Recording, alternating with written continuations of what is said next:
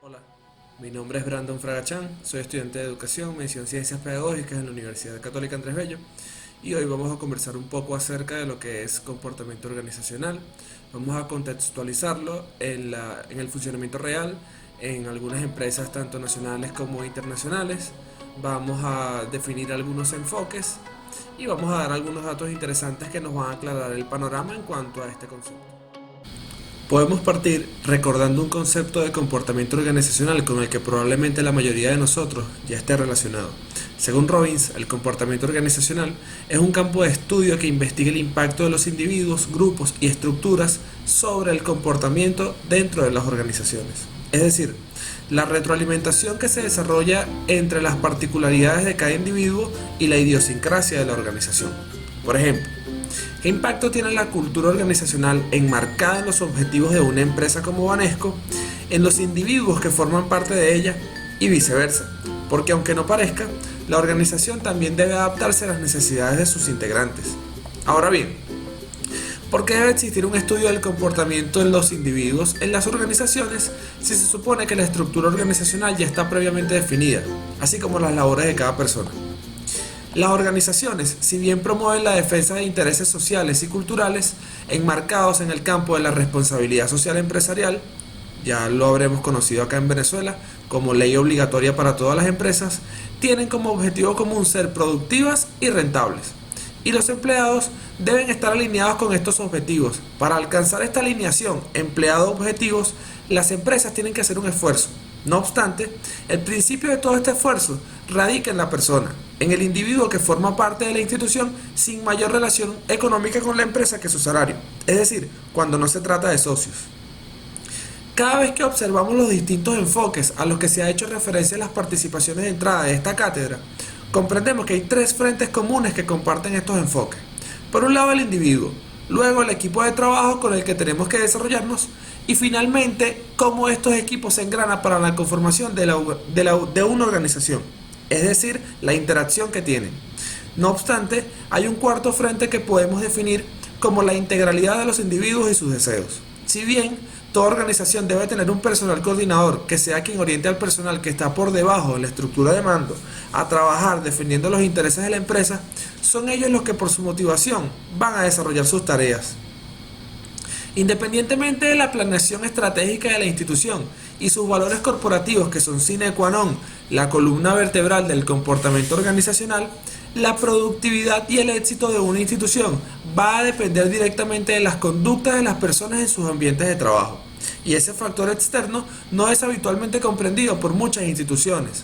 La tarea radica entonces en relacionar directamente los deseos y expectativas de las personas con los macroobjetivos de la institución.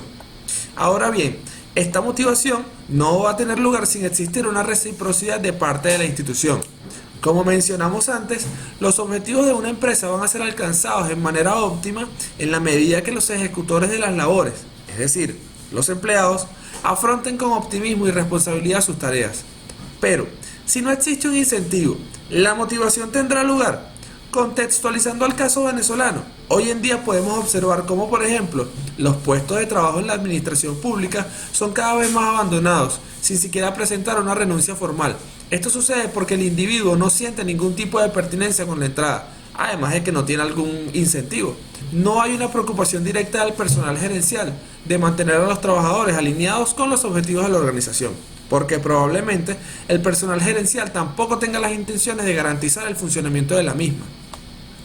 Eso como un ejemplo negativo. Ahora, observando un caso como el de la empresa de servicios financieros Banesco, que posee un departamento de experiencia transformacional, la cual pretende generar procesos de cambio positivo en toda la institución, este cambio en la conducta de los individuos se va a generar a partir de que se tomen en cuenta diversos factores como la infraestructura, el liderazgo de la empresa, es decir, de los gerentes, los valores propios de la organización, el sentido de pertenencia y las creencias que se instalan en los pasillos de la empresa. Los cambios que se realicen siempre hay que hacerlos de manera continua y congruente. Uno de los métodos que utiliza Banesco para desarrollar esos procesos de cambio dentro de la empresa es generar contenido a partir de una innovadora dirección que se llama células ágiles. Estas células ágiles son grupos multidisciplinarios. La finalidad de estas células es la de entender cuál es el punto de partida para, a partir de ahí, empezar a modelar y diseñar cuál es la cultura ideal para su puesta en práctica y su posterior continuidad. Con base en esta fase de diagnóstico, se pueden ir realizando actividades diseñadas que vayan generando nuevas creencias y nuevos mitos. Es decir, Banesco infiltra personas del equipo de cultura organizacional a las actividades cotidianas de los empleados, con la intención de obtener sus impresiones fuera de encuestas, es decir, naturalmente. Esto se relaciona directamente con la retroalimentación que debe existir para forjar la cultura organizacional, como mencionamos antes. En casos más grandes como de empresas de nombre Apple o Google, que ya conocemos, estas empresas promueven esta clase de valores de autoconstrucción de los espacios de trabajo. Por ejemplo, Google, si bien tiene una sede donde se encuentran la mayoría de sus empleados, tiene ciertas áreas de trabajo donde se le permite a los empleados apropiarse de otros espacios dispuestos dentro de la infraestructura para realizar allí sus labores, comprendiendo que hasta las personas con menos apertura a las relaciones humanas alimentan la cultura organizacional de la institución y deben ser respetadas y tomadas en cuenta. El comportamiento organizacional es una disciplina científica, donde autores han definido sus enfoques, visiones, principios y percepciones. Todo esto ayudará a desarrollar las teorías que pretendan integrar a los trabajadores a los objetivos comunes de la empresa.